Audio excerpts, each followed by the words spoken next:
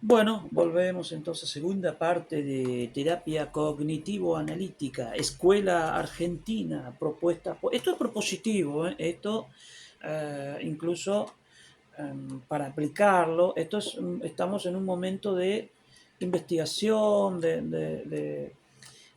hay tres espacios, ¿no? Espacio de descubrimiento, espacio de verificación y después la de su promoción. Pero como nosotros, de repente hay autores que salen, te doy un ejemplo en la Argentina, alguien descubre que la obra de Lacan fue tergiversada, es decir, se tradujo mal, tanto las desgrabaciones de sus seminarios y otros, que dijeron lo contrario de Lacan, es decir, biologizaron al pobre Lacan por el propio, eh, el que desarrolló el seminario, ¿no? Que sería su yerno, es Alfredo Eidelstein. Entonces, yo lo tomo, es decir, lo incorporo porque es cierto, porque me leí el otro Lacan, me leí el Big Bang del sujeto, no hay sustancia corporal, porque llevaron al psicoanálisis al goce corporal del síntoma, es decir, que la base del inconsciente es el cuerpo, y es al revés, es el inconsciente el que, a través de su decir, lleva a efectos de síntomas, de imaginarios corporales, es decir, cuestiones que tienen que ver con somatizaciones, conversiones, dolencias, etcétera, como en la histeria. Fíjate vos. Y esto pasó con muchos de sus conceptos. Y no vamos a esperar que la UBA diga, hola, no está validada todavía, no. Somos nosotros, acá es la Acrópolis del saber, somos los dueños, no. Lo incorporamos porque lo vemos que es algo que epistemológicamente y lo articulamos en nuestra caja de herramientas. O sea, digamos que la ciencia, eh, las mejores investigaciones surgieron al margen de las instituciones. Freud, recién en 1917 lo dejaron enseñar en la universidad y fue proscrito por semitas, por esto. Tuvo que ir a dar una charla en Estados Unidos para que lo acepten en la Clark Worcester University. Le traigo la peste, decía Sigmund Freud. Y te puedo hablar de todos los excluidos, proscritos. Lacan mismo fue excomulgado y proscrito porque hablaba de otro psicoanálisis con él mismo, la sesión variable, la sesión no breve, sino variable, significa que de acuerdo al tiempo del inconsciente, de acuerdo al sujeto, es decir, por eso no decimos breve. El tiempo es breve en terapia breve, pero acá es el tiempo, el tempo, que ya hablaba Blecher. Lacan también fue proscrito y excomulgado. Te puedo hablar de un montón de psicoanalistas. Adler, primer hereje de Freud, que lo bajaron porque hablaba de otro. Hume, y así un montón de mujeres que padecieron también esto de pretender salirse del dogma, no de la Biblia. Y las instituciones tienen eso, de que según Ed Jacques, desarrollan mecanismos de defensa para estabilizar las ansiedades depresivas y psicóticas, es decir, hay mucho sentimiento de persecución, entonces si nadie quiere hacer nada, nos quedamos ahí y bueno, todo se estanca. Entonces, eh, pero la terapia institucional, que también, o socioterapia, que estoy promoviendo, las instituciones tienen también cuestiones instituidas, enquistadas, dadas, y factores instituyentes que hablan del cambio. La dialéctica instituido, instituyente e institucional. ¿De quién estoy hablando? René Luro, el sociólogo. Bueno, entonces seguimos con esta pequeña digresión. El inconsciente afectivo y el cognitivo. Bueno, empezamos con el inconsciente cognitivo o si querés articularlo en distintos momentos, es decir, o en el mismo día empezamos con algún sesgo, pero notamos que el sujeto está ahí, es decir, hay algo que motiva y el propio Aaron Beck te habla de que hay que ver los factores infantiles, la historia del sujeto hay que verlo, no es que la TCC no habla de historia, de motivación y todo, sino que no, factores desencadenantes, también el factor actual e histórico, es decir, las series complementarias de Freud, experiencias infantiles tempranas, factores actuales que Beck lo dice en otro término, pero lo dice, y profundizar en la historia subjetiva desde ya. Esa sería la entrada en la parte, puedes aplicar a Winnicott, puedes aplicar a Anna Freud, Melanie Klein, Freud, cómo analizaba Freud, o ya pocos lo logran con éxito, que es las dos clínicas de Lacan, la primera y la topológica, bueno, lleva muchísimo tiempo, y a veces en la universidad uno se dedica a probar materia.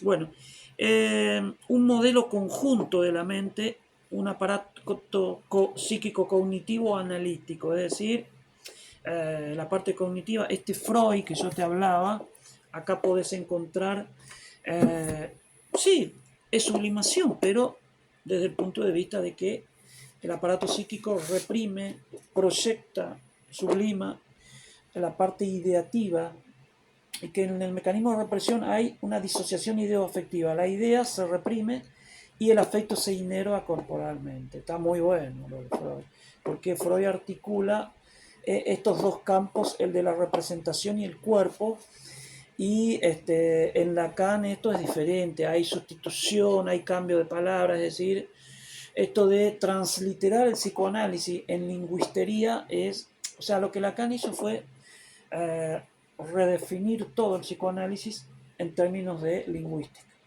y topología matemática. Claro, y esto les lleva a otra visión de la clínica, más de fórmula y todo eso, pero en el fondo la roca viva está, es decir, eh, análisis interminables o terminables, es decir, inhibición, síntoma y angustia, en otros términos formulados en términos más de lingüística. Ponerle que yo traduzco el psicoanálisis en términos de filosofía. Esto ya le llamé filoanálisis en mi época de... yo soy ensayista, escritor, o sea, esto es me gusta. Con toda la humildad, es decir, capaz que no tengo el nivel de Gerard Pomier, que falleció el año pasado, o un Colette Soler, pero lo que Natura no da, acá Celeste me dice, ponete a leer y a investigar. Y bueno, yo tengo que, en plena libertad, no sé.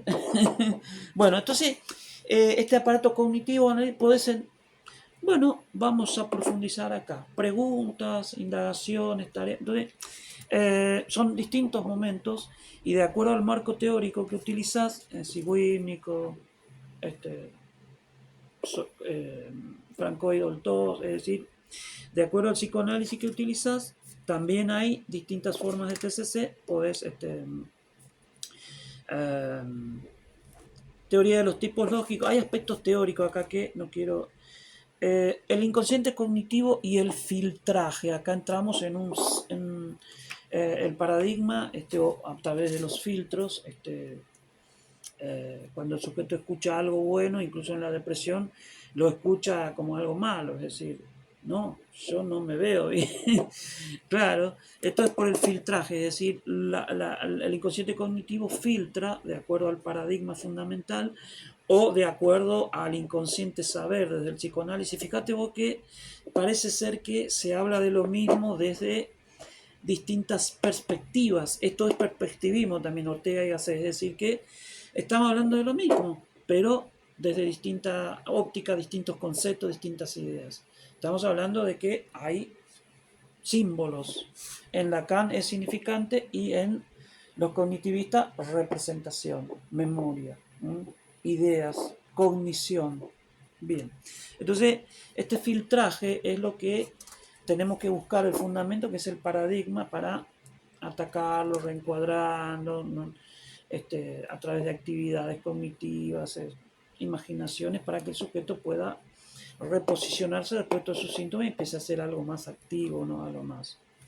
Y el inconsciente afectivo es, en Freud, en verdad, el inconsciente afectivo en Freud es que Freud cree que cada afecto es cuando se corporiza una idea reprimida que retorna. Es decir, que, porque lo que se reprime son las ideas, las representaciones. Y cuando retorna, en el fracaso de la represión y en el síntoma, ese malestar, esa angustia, ese ataque de pánico, es producto de las ideas, o sea que cuando Beth dice que hay cogniciones que producen emociones o conductas, es lo mismo que dice Freud, pero desde otro. Por eso es que articular ambos campos, en un momento dado te das cuenta de que están hablando del mismo tema, digamos. Acá otro concepto importante de esta propuesta ya difiere del de Riley y Kerr y el de Beck, es el de scry unconscious o guión inconsciente. Es decir, que el sujeto puede tener un paradigma, es decir, conceptos, pensamientos automáticos, esquemas negativos, pero está guionado, es decir, hay una dramática, hay una historia, es decir, que dice que el sujeto tiene tales síntomas, tales ideas, porque tiene un guión de vida que puede ser de una manera, es un estilo de vida también.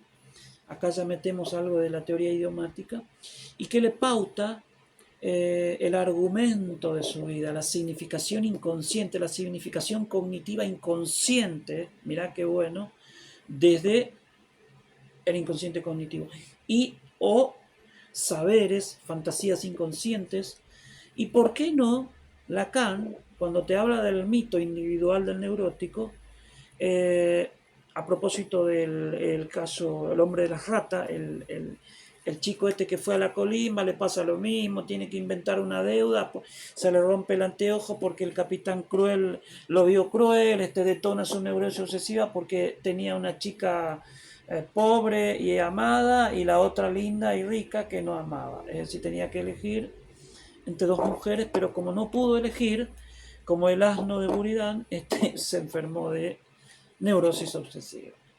Ahí habla de mito individual, mito y rito. Esto es muy Levi-Straussiana.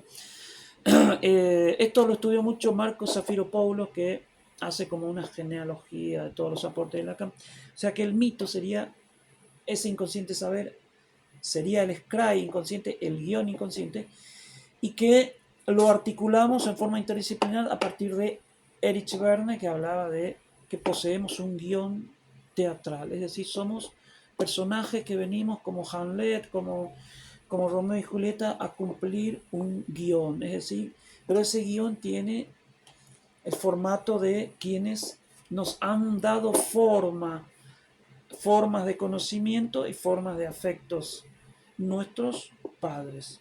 En mi caso, yo no puedo decir eso porque Celeste me pauta. Bueno, no metamos, está haciendo acá. Demanda capital. Bueno, yo estudié teatro también un tiempito y bueno, gracias a esos, ahora que no está Celeste, a veces tengo que actuar porque, demanda capitán. Bueno, pero también hablamos de un inconsciente verbal, es decir, y la confusión de lenguas a propósito de estos primeros psicoanalistas de Ferenczi, de que hay un programa verbal que después lo llamé idioma, que es también una forma de vida que busca el sujeto, y que cuando distorsiona, cuando personaliza una situación, cuando se siente mal, es porque no está instalando o no le va bien con esto de venir a jugar el papel que le pauta su scry inconsciente, su guión inconsciente. Cuando vos no te dejan ser, entras en cortocircuito y te deprimís. La depresión es, como diría Nacio, es producto de una pérdida, es decir, perdés la posibilidad, pérdidas reales e imaginarias, pero también perdés esto de perder porciones de tu ego, de tu narcisismo, ¿no? Que Freud dice que esto puede llevar a la depresión. Entonces, y cada persona viene a instalar su guión, choca, lucha, etc. Entonces, estas cosas también son los que operan como factores desencadenantes, como diría Aaron Beck, desde la TCC. Este respeto a... Yo tuve varias épocas, tuve una época en donde era muy crítico, que criticaba esto, pero con el tiempo, como le pasa, eh, uno se tranquiliza, ¿no? Como decían los grandes psiquiatras. Bien, eh, un deseo maquínico también, y esto lo tomamos del antiedipo, yo utilizo mucho en mi teoría, eh, un deseo que constructivo te pauta cosas, pero de la que emerge este mito individual, este guión, eh, que determina que suframos, que problemas en el amor, en la familia. Acá hay algo que, debido a este deseo de índole psicoanalítico, acá podemos opinar de dos maneras. Para las TCC es que el sujeto se adapte, es decir, lo que no le impide adaptarse, lo que le impide adaptarse bien es esta trilogía cognitiva de me veo mal todo, veo mal el futuro, o sea, su paradigma de tristeza, pesimismo, nihilismo fundamental que tiene. Y se trata de que se adapte mejor a sus circunstancias y toda su vida, ¿no? Su modelo de vida. Y, pero desde el punto de vista analítico, muchos psicoanalistas, incluso algunos filósofos como Gasset, consideran que somos un programa, pero no de adaptación, es decir, seguimos luchando por ese script, por ese guión, es decir, y no hay más que diferencias. Entonces, siempre estamos lidiando con este narcisismo de las pequeñas diferencias. Y se trata de que, bueno, también acá hablamos del paradigma subjetivo, que implica modelos, identificaciones, cogniciones, que el sujeto ha incorporado. Orientaciones clínicas es otro capítulo, vamos leyendo un poquitito rápido este librito. Posición del analista, el terapeuta y también de analista, es decir, si pone hincapié en la vertiente, son dos vertientes, dos momentos lógicos que a veces pueden ir juntos, es decir, por ahí estás indagando algo cognitivo, algún sesgo, alguna actividad, algo que no puede hacer, pero también te contó algo vinculado a su infancia, a su pasado. Entonces manejas esta doble escucha, esta doble empatía, a la vez cognitivo y analítico. Está bueno, ¿no? Está bueno, bueno. Entonces, no sos el amo, no sos el que le pautas una realidad, sino que adaptación a su modelo de vida, o sea, desde el punto de vista de Aaron Beck. Y las dificultades para coincidir, sincronizar, etcétera, este deseo siempre insatisfecho que habla el psicoanálisis, bueno, pero a partir del sujeto, no es que no venimos a la fórmula de la felicidad surge como añadidura, digamos, como producto de la terapia. Entonces, tampoco sos un profesor como ahora estoy dando, sino que tampoco un moralista, esto es decir, que le venimos a dar un sistema de vida, le pintamos, sino que esculpimos y buscamos la verdad de la milanesa, de por qué es lo que lo mueve a estar deprimido, triste, caído. La depresión es una cognición, es una distorsión cognitiva. Bueno, acá un pequeño debate, es decir, porque sin duda el sujeto siente el malestar, la tristeza, sentimientos, en algunos casos se autocritican y es decir, incluso con ideación suicida, bueno, ahí ya tenemos que movilizar las técnicas conductuales y cognitivas, ahí, bueno, para activar la red familiar, etcétera, tomar los recaudos, digamos, para ir anticipando las recaídas, ¿no? Entonces, mucho tacto acá, necesita alguien empático, ¿no? que conozca el paradigma fundamental que guía todo esto, pero no lo atacamos ahí, sino atacamos los sesgos, la trilogía de me veo mal, etcétera, y hasta que ese paradigma empieza a tener anomalías y el sujeto va comprobando que puede hacer cosas buenas, a las que les gustan, las situaciones agradables,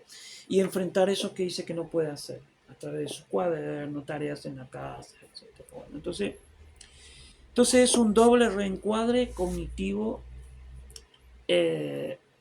analítico, es decir, reencuadramos, resignificamos esta visión, pongamos de sí, de los demás, desde ambos modelos.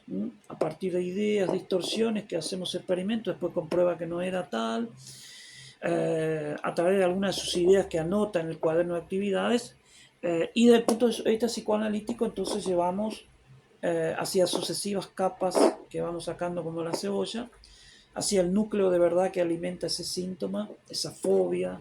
Salimos hacia otros cuadros también. Esto permite salir, o sea, Beck se centró en la parte de terapia cognitiva de la depresión y algunos otros que después hubo avances. Pero con este modelo podemos también trabajar muchísimos cuadros, histeria, neurosis obsesiva, eh, border, hasta casos de psicosis también, donde tenemos plenamente el delirio como la parte ideativa, las alucinaciones, y la parte afectiva, todo lo que sea conducta, actuaciones, es decir, descontrol, brotes y todo eso. Es reencuadrar, resignificar ambas caras de la subjetividad. La subjetividad tiene, como el aparato psíquico, una cara representativa y otra afectiva, como en Freud, y cognitiva y otra afectiva y conductual en la TCC. Conducta es cuando ya ponemos en acción las ideas y sentimientos como efectos. Y las ideas tienen efectos afectivos como en la depresión. En Freud las ideas tienen efectos afectivos. Viste que estaban hablando del mismo tema en distintos idiomas, ¿no? Cambiando algunas cosas, posición de analista, interpretación, etcétera. Que esto se pule durante el estudio profundo. Tenemos que desdistorsionar o las distorsiones hablan de algunos esquemas profundos, negativos, como en el caso de que tenemos que rastrear, tenemos que preguntar, usar la mayéutica, usar las actividades, ejercicios, todo lo que nos cuenta, preguntas y preguntas, o nos centramos en lo que motiva esas distorsiones y nos metemos con los mecanismos de defensa que sería, ya en psicoanálisis serían los mecanismos de defensa.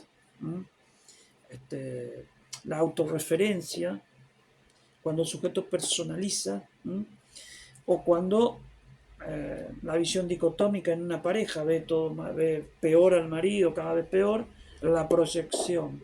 Esa proyección es que el sujeto, ese reproche hacia el otro lo tomamos como un autorreproche, como, es decir, como una forma de personalización también. Es decir, que cada mecanismo de defensa tiene su vinculación con los sesgos de las tesis. Y bueno, seguimos un poquitito leyendo este librito, esta propuesta, el setting cognitivo-analítico, el encuadre, es decir, cómo se recibe, cómo la empatía, dirección de la cura, etcétera, la necesidad de que, según el caso, un clima adecuado, que haya un momento de catarsis, es decir, que pueda descargar y que pueda llevarse una pequeña síntesis de lo que le pasa y que pueda escribir resúmenes o síntesis también de su vida, que nos pueda traer ideas, que anota, es decir, que se vaya con una lista de tareas para hacer con respecto al síntoma, y nosotros vamos evaluando a ver si hay va y ven respecto al síntoma, o si está cambiando o si se está sustituyendo, porque puede ser que haya desaparecido, pero que eso en la TCC, pero desde el psicoanálisis quizás fue sustituido por otros síntomas. Bueno, la entrevista inicial y los distintos momentos, la estrategia de analizar las distorsiones transferenciales, es decir, que acá parece ser que cuando se analizan las distorsiones hay un mensaje para el terapeuta analítico, y también está hablando algo de su verdad inconsciente, afectivo y cognitivo, es decir, que hablamos de distorsiones transferenciales. De hecho, la transferencia fue definido también por Freud como un momento de distorsión, confusión de la persona del analista por algún familiar importante en tu pasado. Un analista que está muy callado, muy serio, te puede retrotraer a este padre indiferente, poco afectivo, ¿no? Por eso es que hablamos de un terapeuta deseable, digamos, que sea empático, este, predispuesto a escuchar, que, con preguntas, no es un censor, no critica, sino que invita a copensar y a sentir pensar, a repasar cosas, a recordar ideas, etc. A reencuadrar, resignificar. Eh, los trastornos cognitivos y sus bases emocionales. Es decir, que acá también cabe analizar, por ejemplo, la fobia, ¿no? El objeto fóbico, el caballo que persigue a Juanito, el famoso caso de Freud, era una sustitución del temor de castración del padre y su proyección sobre los caballos. O sea, lo que él temía era que el caballo entre en la pieza y lo castre, o sea, que le muerda los genitales, digamos, que es el temor a la castración del padre, ¿no? El Edipo. Y las fobias tienen este mecanismo de desplazamiento y proyección. Y a nosotros nos toca ver cuáles son las fantasías inconscientes, por qué este objeto fobígeno, es decir, qué estructura hay detrás de todo esto, por ejemplo, en la histeria, etcétera. Pero también tenemos el DCM que nos pauta otros cuadros. Antes se hablaba de trastornos somatoformes, es decir, que sería la histeria de conversión, que dicho en términos de la psiquiatría, de la American Psychiatric. Y bueno, y así cada estructura, cada cuadro, cada... el trance programático, es decir, el sujeto también es dominado en esta visión, en este paradigma que opera como un programa y que le pauta estar triste, depresivo, pero hay un trasfondo emocional, vincular, qué pasa en la pareja, que a veces esté esclarecido el tema ese conflicto desencadenante que activó la parte predisponente de la depresión, entonces eso soluciona y alivia el síntoma. Es decir, que ese síntoma era, tengo un caso, ¿no? Ella se separa previa violencia con la pareja, deciden separarse, quedó muy despreciada, él la trataba como, la rebajaba, etcétera, y empezó a sufrir temor a salir a la calle, una fobia, un ataque de pánico, a tal punto de que tenía que estar alguien al lado cuidándola. Y cuando trabajamos, tanto el síntoma, ejercicio, etcétera, todo llevaba a que el desencadenante era esta ruptura, esta pareja en donde ella había apostado todo su proyecto, ¿no? Así que, claro, es que cada analista tiene su caja de herramientas, su psicopatología. Bueno, seguimos leyendo, ya estamos terminando.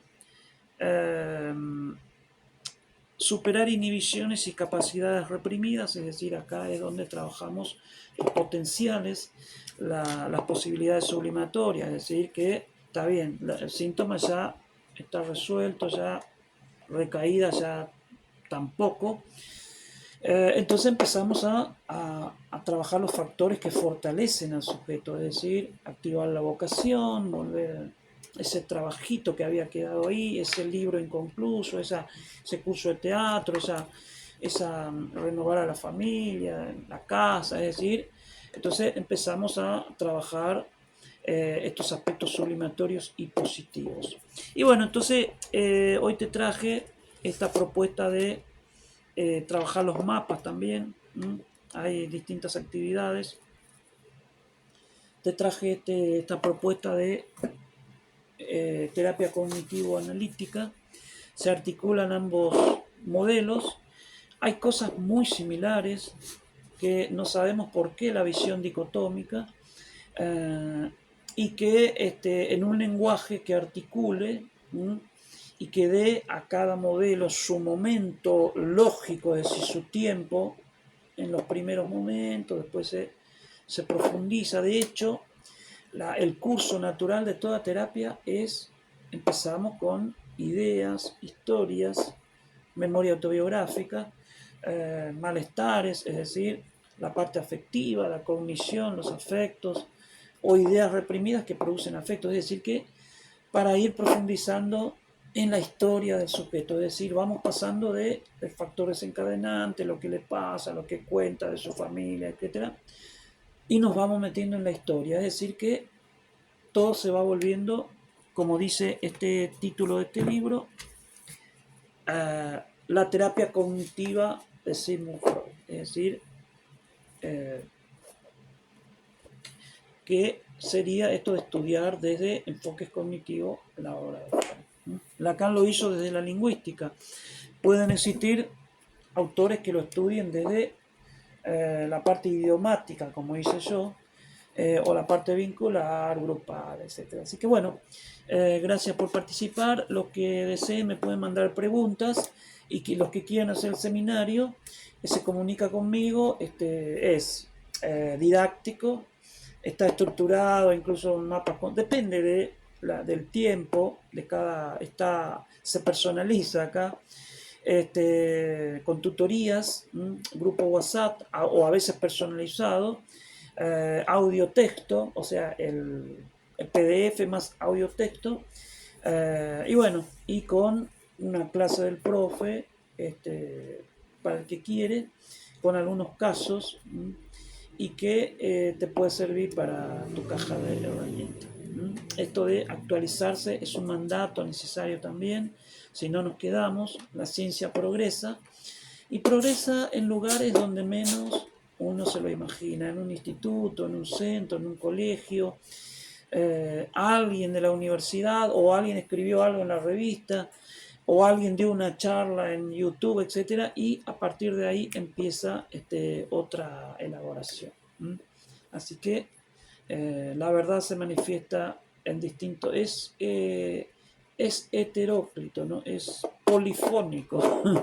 Bueno, nos vemos.